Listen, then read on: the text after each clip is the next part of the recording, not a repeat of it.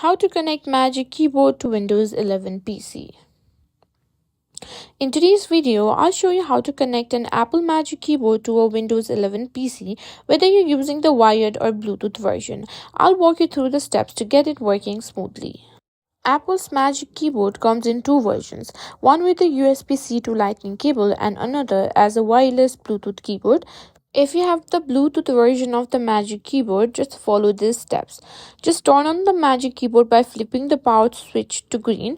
Now, on your Windows 11 PC, simply go to Settings by right-clicking on the Start button and simply tapping on Settings.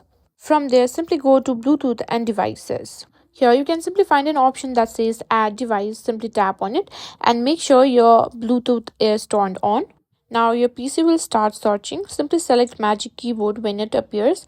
If prompted, simply enter the pairing code displayed on your screen using the Magic Keyboard and simply press enter. Wait a few seconds and your keyboard should now be connected. For a plug and play experience, you can connect the Magic Keyboard using a Lightning to USB-C cable.